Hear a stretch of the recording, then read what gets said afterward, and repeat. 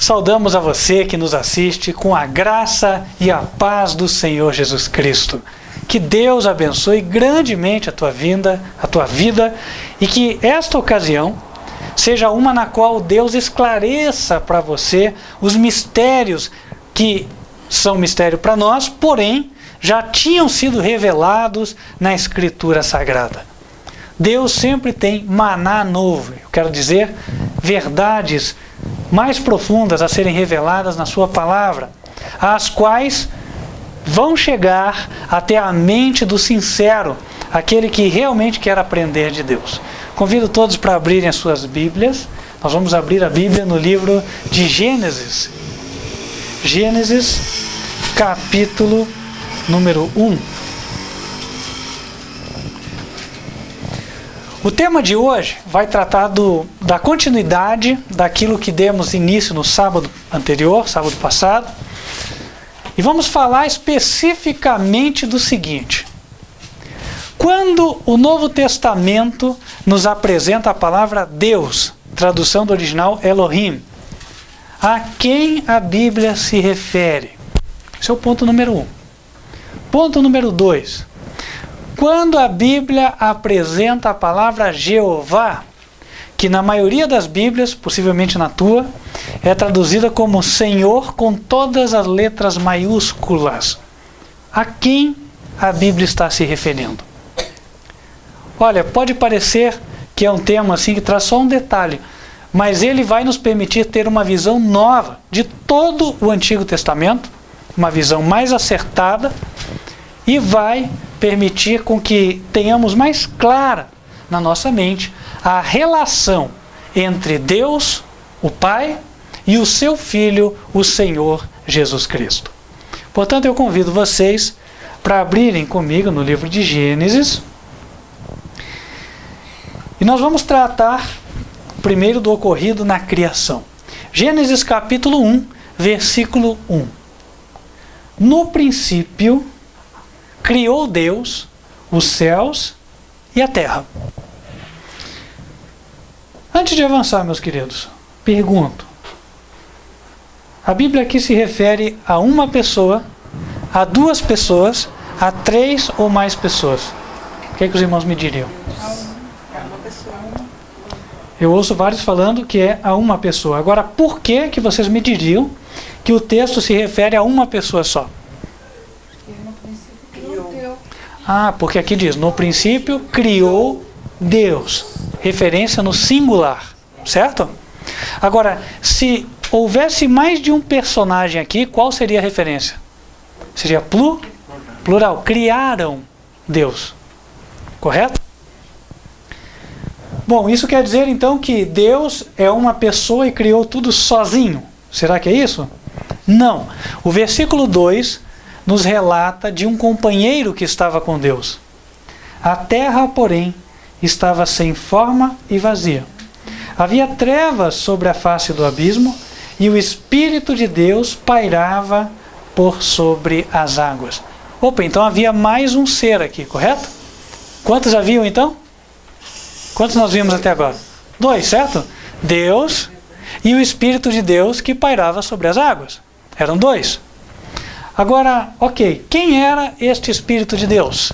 Vamos abrir no Evangelho de João, capítulo 1, versículo 2. Nós conhecemos o texto fala sobre Jesus, o Verbo, e no versículo 2 diz assim: Ele estava no princípio com Deus. Então, quem estava com Deus no princípio? Jesus. Quantos personagens haviam ali? 2 seres.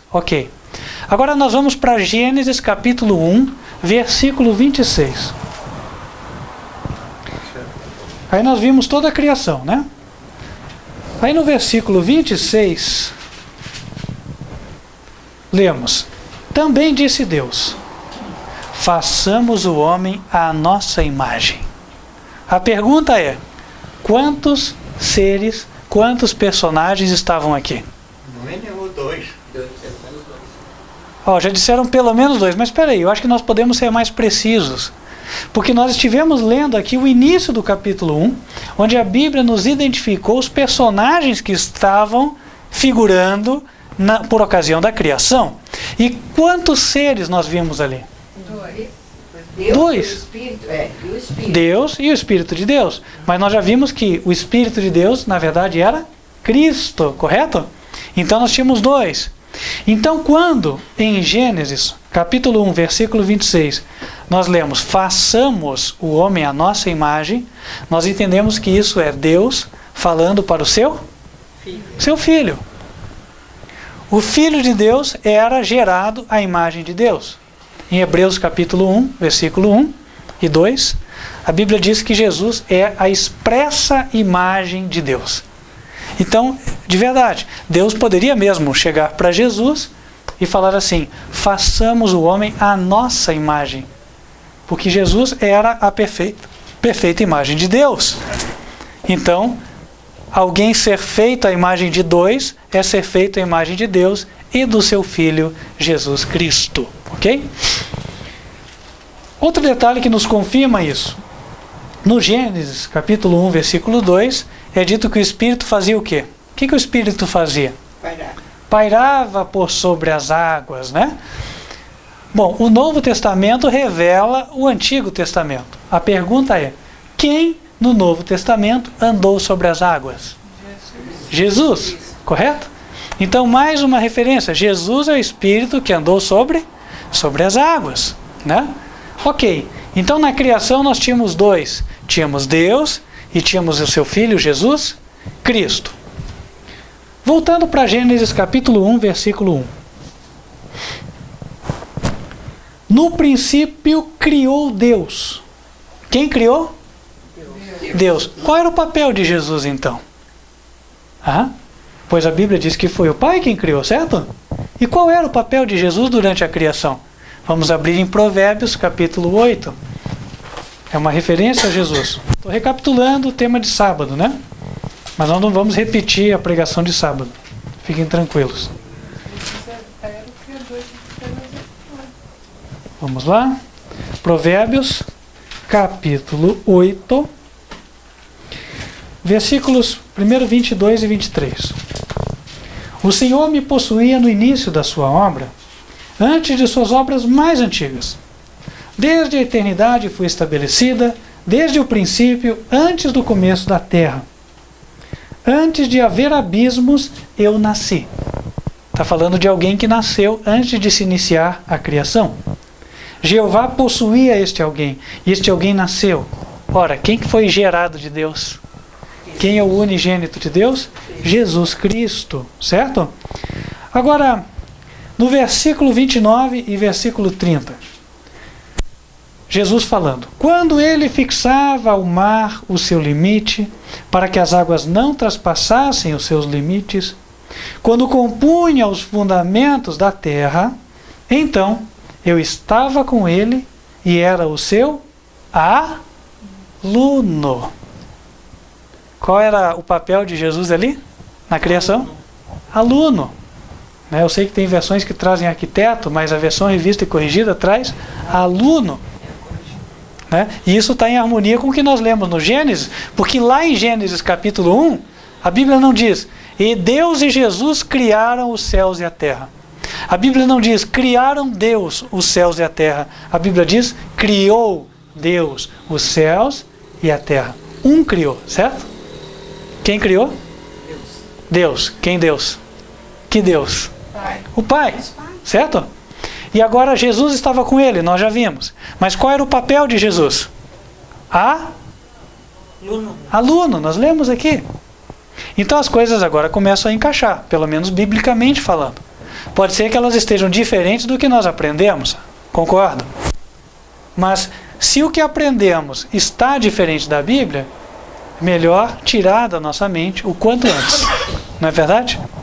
Vale o que a Bíblia diz, não é o que nós pensamos. E agora nós estamos em condições de tratar da referência a Deus. Segundo o que nós lemos em Gênesis, quem criou os céus foi Deus, o Pai de Jesus. Então a palavra Deus, ela está se referindo a Ele mesmo, ao Pai, não é verdade? ao Pai. Agora, quantas pessoas podem ser chamadas Deus? Vamos abrir a Bíblia em Isaías.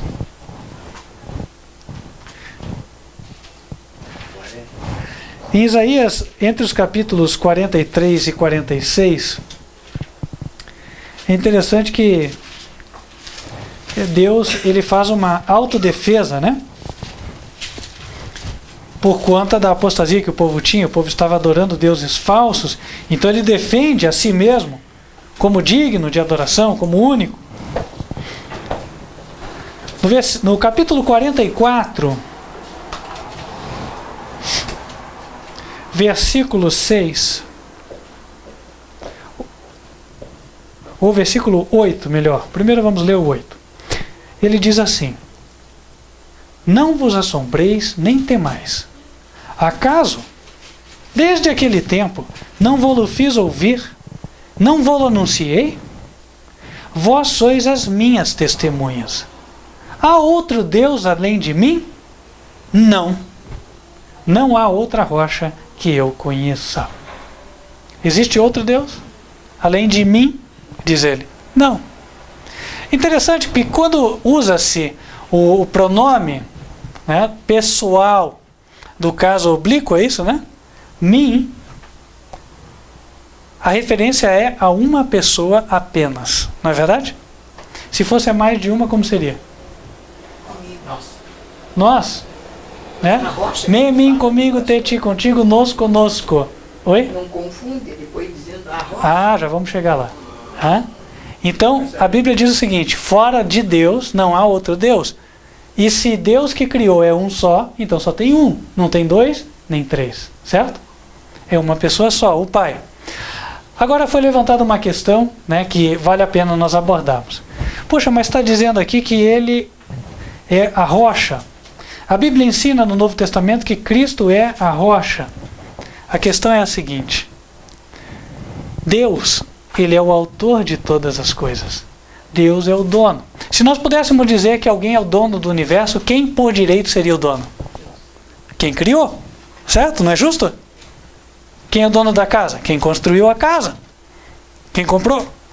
Então, Deus é o dono do universo. Então, a origem de tudo é Deus, mesmo no plano da redenção. Jesus é a rocha em que sentido?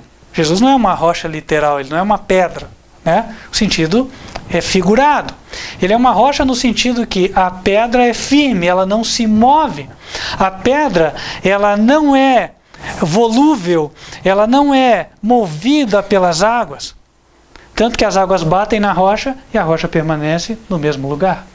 Jesus usa o exemplo do crente firme e inabalável, dizendo que é comparável àquele homem que construiu sobre a rocha, não é assim? Porque a rocha não se move. Então, a rocha associada a Jesus simplesmente está revelando que Jesus é inamovível na sua justiça. Ele não se move nem para a direita e nem para a esquerda. Ele não se desvia do que é reto. Pergunto, seria correto falar isso de Deus? Deus é inamovível, Deus não muda, é certo? Claro. Ou não é certo? Claro.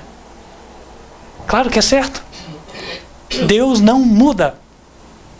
Ele diz isso, e mais de uma vez na Bíblia. Um exemplo, para os irmãos terem anotado, é Tiago, capítulo 1, versículo 17. É dito que em Deus não há sombra de variação e nem de mudança. Certo?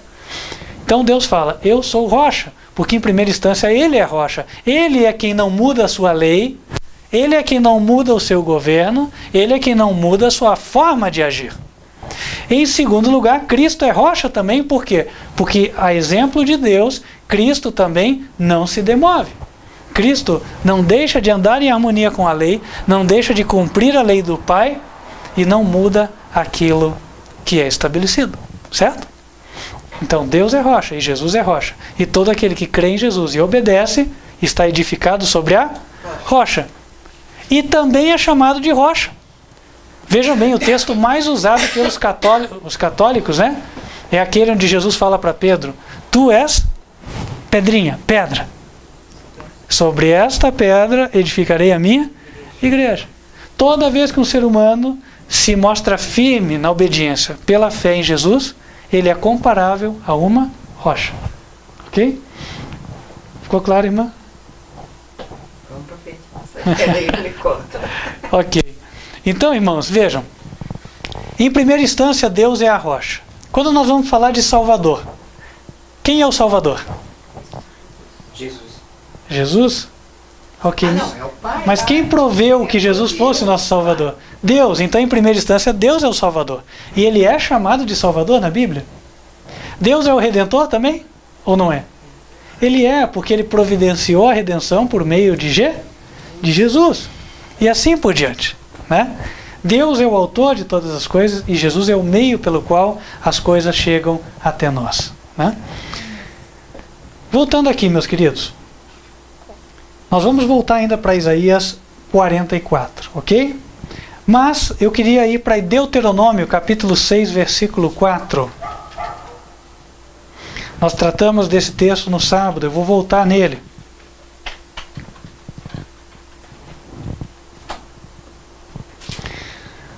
Deuteronômio, capítulo 6, versículo número 4.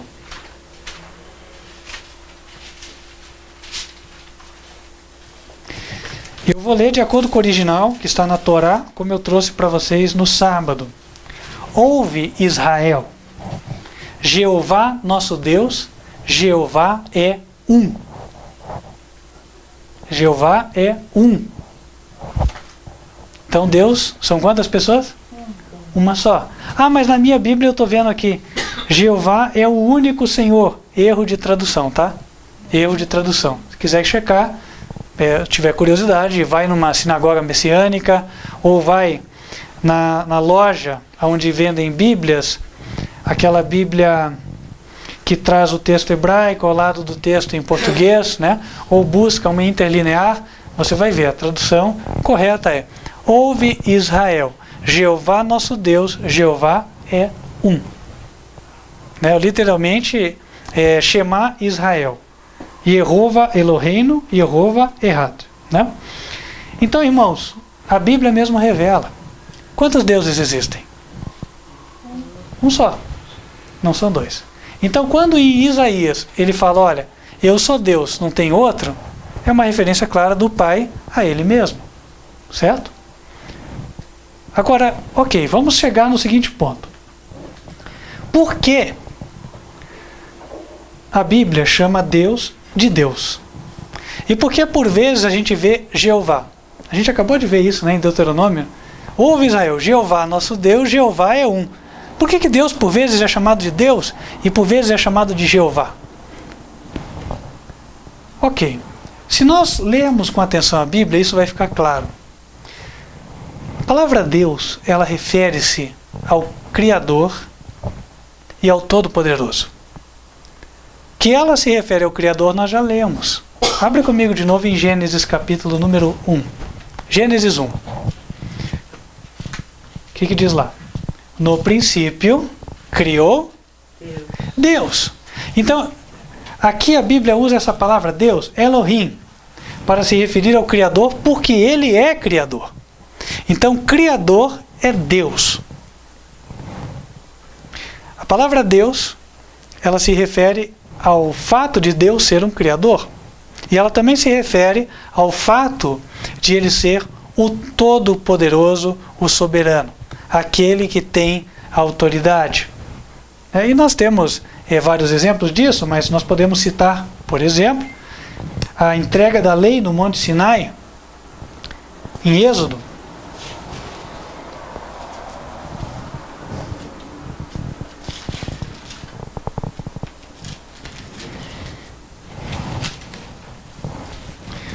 Êxodo capítulo 20. Capítulo 20, versículo 1. Então falou Deus todas estas palavras. Eu sou o Senhor teu Deus, etc, etc. Verso 3. Não terás outros deuses diante de mim. E aí ele relata, ou ele declara os 10 mandamentos. Quando ele termina a declaração, olha o que o povo diz. Versículo 19. Disseram a Moisés: Fala tu e te ouviremos. Porém, não fale Deus conosco para que não morramos. O que eles perceberam? O poder de Deus. Não é verdade? Até o próprio Moisés disse que estava atônito, estava com medo, quando viu a demonstração do poder de Deus.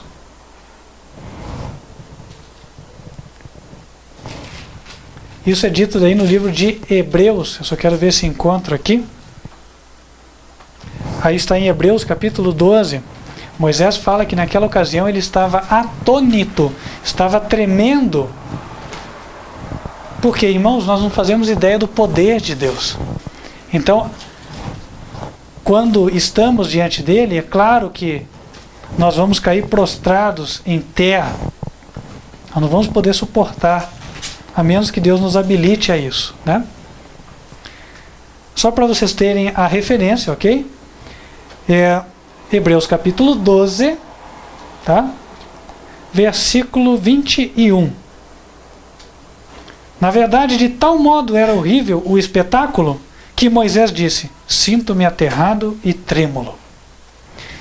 Então a palavra Deus, ela se refere a Deus como Criador e a Deus como Todo-Poderoso, aquele que tem autoridade, aquele que não se deixa escarnecer e assim por diante. Agora, e a palavra Jeová? A palavra Jeová, ela é explicada pela própria Bíblia, a gente não precisa nem fazer muito esforço para entender. Convido vocês para abrirem em Êxodo, capítulo 34. Êxodo 34, versículo 5.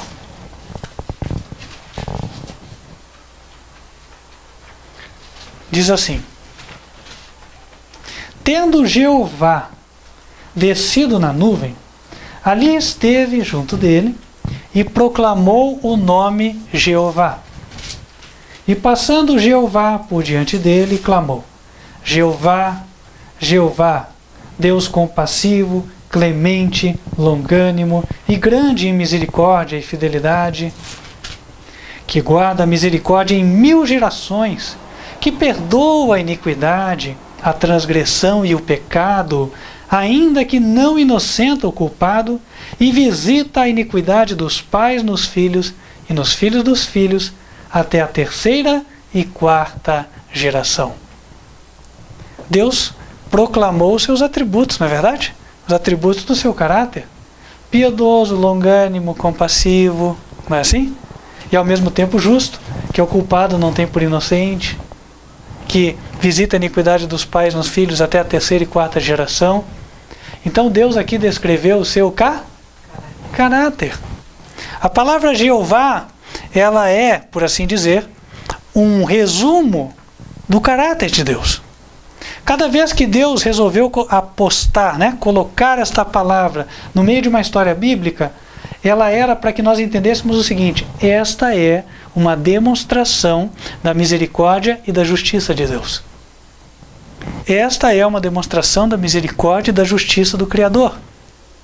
E aqui há vários exemplos na Bíblia disso. Quer ver um? A destruição de Sodoma e Gomorra. Né? Deus coloca ali o nome Jeová, para ninguém entender mal. Porque muita gente tem o conceito de que Deus é aquele ser desconfiado, irado, que ele fica esperando a pessoa fazer alguma coisa errada para castigar. Né? E Deus não é assim. E justamente para mostrar que ele não é assim, nas ocasiões onde ele pune, vocês podem ver que ele sempre associa o nome Jeová. Para que as pessoas entendam: olha, aqui uma demonstração da misericórdia e do amor, da justiça divina. Vamos abrir lá em Gênesis 19, versículo 24. Olha o que diz lá. Então fez Jeová chover enxofre e fogo da parte de Jeová sobre Sodoma e Gomorra. Então, se alguém tivesse um questionamento: mas foi um ato arbitrário de Deus ou foi um ato justo e misericordioso? Quem entende o significado do nome Jeová diria: não, Deus colocou a prova de que este foi um ato justo e misericordioso. Tem a ver com o ser longânimo, compassivo, piedoso, que perdoa a iniquidade, a transgressão e o pecado, mas que ao culpado não tem por inocente. Então, ele coloca justamente para nós podermos entender quem ele é. Porque o propósito da Bíblia é revelar quem Deus é para nós, a fim de que nós nos reconciliemos com ele. Irmãos, se não fosse por isso, não precisávamos ter Bíblia, porque não haveria nada. O fundamento do plano da redenção é a demonstração do caráter de Deus para que por meio dele o homem se reconcilie com Deus. Esse é o fundamento do plano da redenção, correto? Agora, existem outros exemplos. Eu poderia citar, por exemplo, o dilúvio, onde também Deus se identifica como Jeová, né? Aqui em Gênesis 6, versículo 2, onde ele fala que dá 120 anos para os homens, né? Então disse Jeová, mais uma vez. Deus quis estancar a maldade, porque ele viu que se continuasse assim, quem sabe nós não estaríamos vivos hoje, certo? Por exemplo, no caso de Sodoma e Gomorra, diz que do mais novo até o mais velho, todos os homens eram homossexuais. Já pensaram?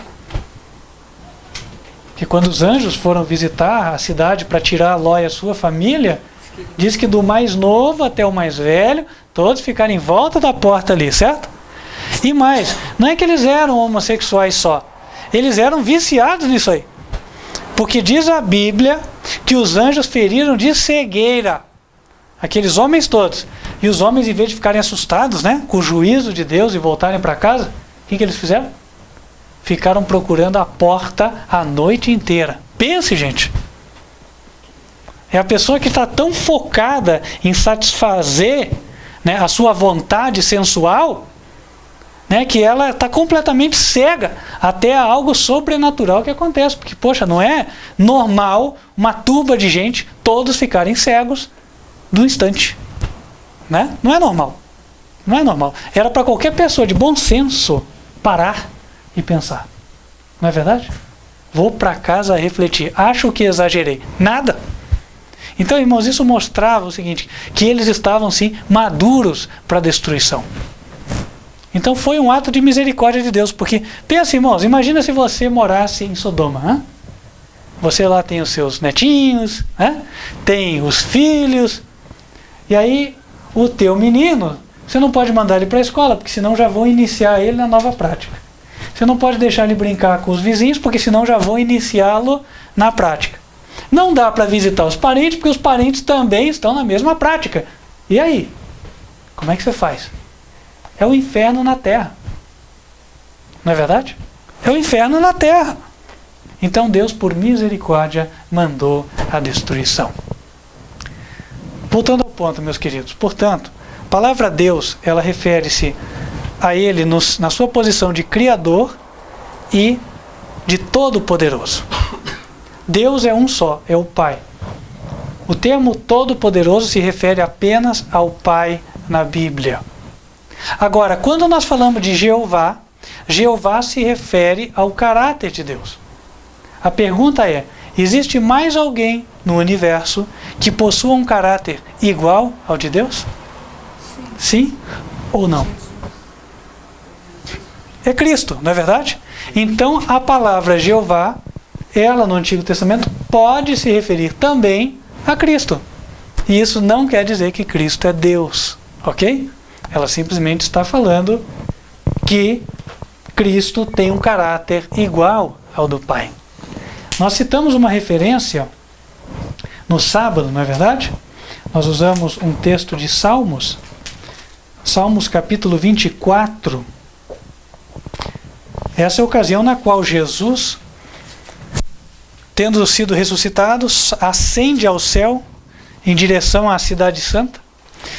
E há uma comitiva de anjos que acompanham Jesus, enquanto os anjos, os porteiros, eles cantam aguardando a chegada da comitiva. E esta é a cena descrita pelos versos que nós vamos ler, de Salmos 24, a partir do verso 7. Levantai, ó portas, as vossas cabeças. O primeiro grupo de anjos canta. Levantai-vos, ó portais eternos, para que entre o Rei da Glória. E aí, os outros que estão nas portas perguntam: quem é o Rei da Glória? Aí os que vêm com Jesus dizem: Jeová forte e poderoso, Jeová poderoso nas batalhas. Levantai, ó portas, as vossas cabeças, levantai-vos, ó portais eternos, para que entre o Rei da Glória. Quem é este Rei da Glória? O Senhor dos exércitos, Jeová dos exércitos. Este é o Rei da Glória. Anunciando a chegada de Jesus, chamam ele de Jeová dos exércitos. A propósito, Jesus é o comandante dos exércitos celestiais, o comandante dos anjos, correto? Então veja, uma referência clara ao Senhor Jesus Cristo, mas ele é chamado de Jeová. Por que ele é chamado de Jeová? Porque ele tem um caráter igual ao de Deus. E Deus disse, por essa razão, que ele colocou o seu nome sobre Jesus. Vamos abrir em Êxodo, capítulo 23, versículo 20.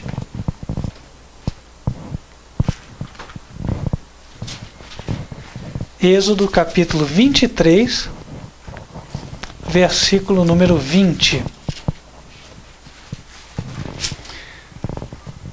Deus, falando com Moisés, ele disse: Eis que eu envio um anjo adiante de ti, para que te guarde pelo caminho e te leve ao lugar que tenho preparado. Guarda-te diante dele e ouve a sua voz, e não te rebeles contra ele, porque ele não perdoará a vossa transgressão, pois nele está o meu nome. O que Deus disse? Sobre o anjo que eu vou enviar está o meu nome. E Jesus, esse anjo é Jesus, é o anjo que acompanharia os israelitas nas suas peregrinações no deserto, certo? No versículo 23 ele diz: porque o meu anjo irá adiante de ti e te levará aos amorreus, aos heteus, aos ferezeus, aos cananeus, aos heveus e aos jebuseus. Ora, quem era esse anjo que ia adiante deles? Bom, a Bíblia também fala que a nuvem ia adiante do povo de Israel, não era assim? O povo só se movia quando a nuvem se movia. O anjo ia, portanto, dentro da nuvem. E em 1 Coríntios, capítulo 10, a Bíblia esclarece que aquele era Cristo. 1 Coríntios, capítulo 10.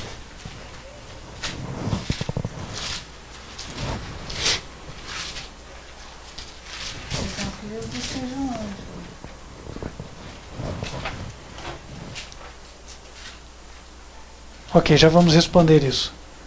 1 Coríntios, capítulo 10, versículo 1. Paulo diz: ora, irmãos, não quero que ignoreis que nossos pais estiveram todos sob a nuvem, e todos passaram pelo mar, tendo sido batizados, assim na nuvem como no mar, com respeito a Moisés. Todos eles comeram de um só manjar espiritual, e beberam da mesma fonte espiritual, porque bebiam de uma pedra espiritual que os seguia. E a pedra era Cristo. Quem estava com eles no deserto? Cristo. O anjo que os guiava, portanto, era Cristo. Tinha que ser assim porque a Bíblia ensina: há um mediador entre Deus e os homens. E esse mediador é Cristo Jesus. 1 Timóteo, capítulo 2, versículo 5. Então, Cristo era o intermediário entre Deus e o povo no deserto. Só podia ser, não poderia ser outro. E ele é quem conduziu o povo ali.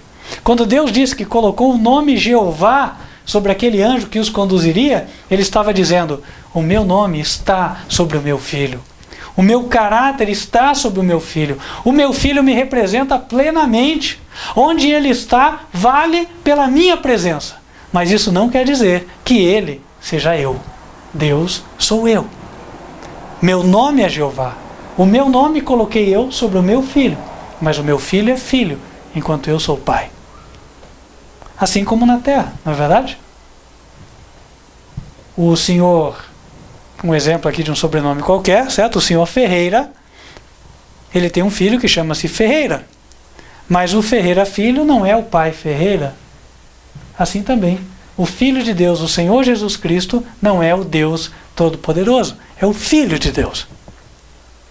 Tem o nome Jeová porque tem o caráter igual ao do Pai. Mas isso não faz dele o Todo-Poderoso. O Todo-Poderoso é o seu Pai.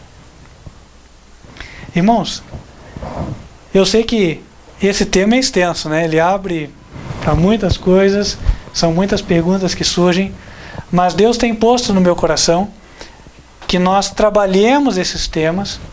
Por isso, conclamo vocês que tragam as suas perguntas, tragam os seus questionamentos, para que nós possamos dirimir um por um cada um deles, cada um destes questionamentos, a fim de que a verdade fique clara, límpida e transparente diante dos nossos olhos.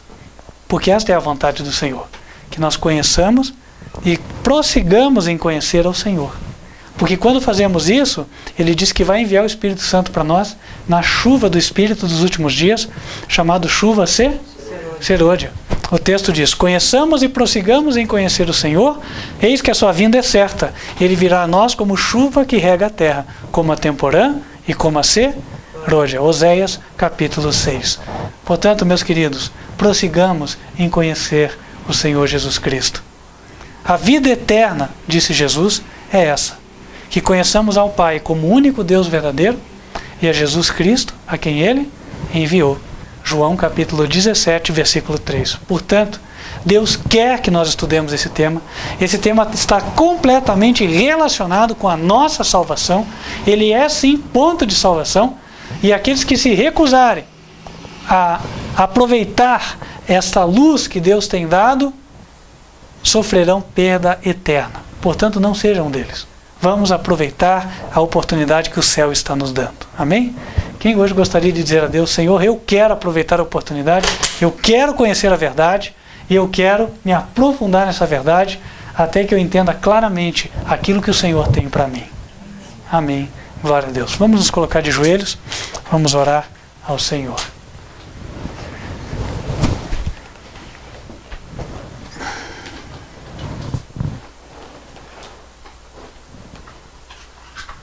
Senhor nosso Deus, nós te agradecemos as bênçãos dadas até aqui. Nós te agradecemos a revelação que o Senhor nos dá pela tua palavra. E queremos pedir que o Senhor venha descortinar mais e mais, Senhor, a tua verdade. Porque nós somos pessoas que precisam aprender. Somos os teus filhos que precisamos do conhecimento que vem do céu, a fim de que nós sejamos transformados. Pois se a vida eterna depende deste conhecimento, nós precisamos dele mais do que qualquer outra coisa.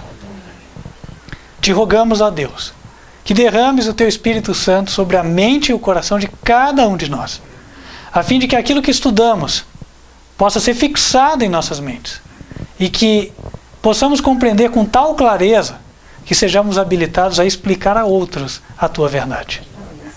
Senhor, venha estar com cada um que assiste esse vídeo também. Que também sobre ele repouse a mesma bênção. E que todos, Senhor, se possível for, todos que assistam este vídeo, possam fazê-lo com o coração aberto, no sincero desejo de obedecer ao Senhor. É o que te pedimos, em nome do Senhor Jesus Cristo. Amém. Amém. Queria falar com você que nos assiste, para te lançar um desafio e um convite. Eu vou dar para você o nosso e-mail. E se você tem alguma pergunta sobre este assunto, a qual você gostaria que fosse esclarecida pela palavra de Deus, você está sendo encorajado hoje a enviar a tua pergunta, ok? Se você não quiser que o teu nome seja mencionado, não há problemas. Você só coloca: não gostaria que mencionasse o meu nome. Nós só vamos tratar de responder a pergunta, ok? Agora, se você quiser, ok, não há problemas. Aí, sendo conveniente, estaremos mencionando o teu nome, certo? A propósito, quero mandar uma saudação, um abraço carinhoso ao irmão Ademir e família, que entraram em contato conosco e pretendem unir-se a este grupo, a este ministério. Que Deus abençoe grandemente a você e a sua família. Espero que que aqui você encontre aquilo que Deus tem colocado fome no teu coração por conhecer, que é a pura verdade da Bíblia. Anote então, portanto, o nosso e-mail. Nosso e-mail é contato@advertenciafinal.com.br, ok? contato@advertenciafinal.com.br. Envia a tua dúvida e nós vamos tratar de respondê-la dentro das nossas possibilidades, ok? Queria te convidar também para o nosso próximo encontro, que está marcado para sábado, a partir das 9h45 da manhã, Escolinha das Crianças. Olha, você que tem filhos, hein? Filhos até a idade de 12 anos por aí. Então lembre-se.